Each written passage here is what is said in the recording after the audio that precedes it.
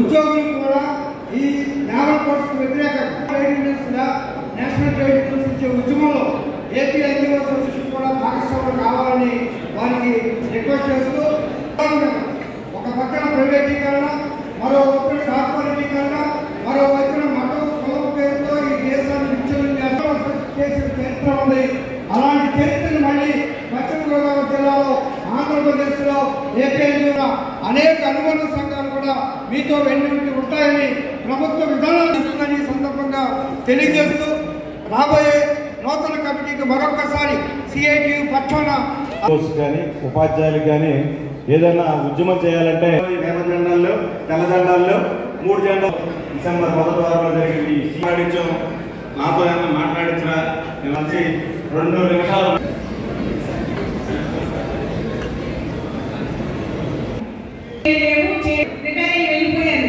ఉండాలి. మన లీడర్కి మన సపోర్ట్ నాయకులకి వెనకాల ఉండి సార్ ముందుకు మనం నడిపించాలి.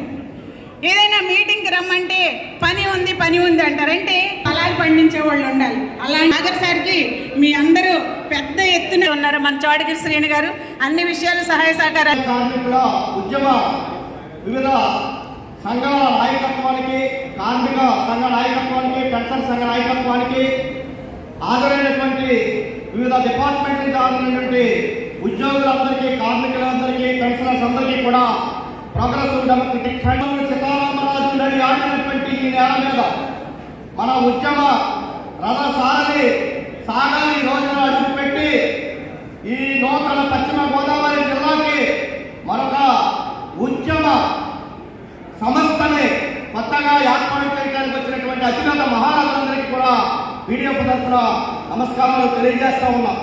ఉన్నటువంటి డిపార్ట్మెంట్లు అందరినీ ఏకం చేసి ఏపీ ఎన్జిఓ ఒక గొడుగు కిందకి తీసుకొచ్చి అందరి సమస్యల పరిష్కారానికి ఏపీ ఎన్జిఓ లేదా గతంలో ఏపీ ఎన్జిఓ ఉమ్మడి రాష్ట్రంలో కావచ్చు, లేదంటే రాష్ట్రం విడిపోయిన తర్వాత కావచ్చు, ఈ రాష్ట్రంలో ఉద్యోగ ఉపాధ్యాయులు, కార్మికులు, పెన్షనర్లు ఒక ఉన్నతమైనటువంటి ఈ సమాజంలో స్టేటస్ ని ఉంది అంటే దానికి ఒకే ఒక్క కారణం ఏపీ ఎన్జిఓ నాయకత్వం. దాని నాయకత్వంలో నడుస్తున్నటువంటి జేఏసీ అని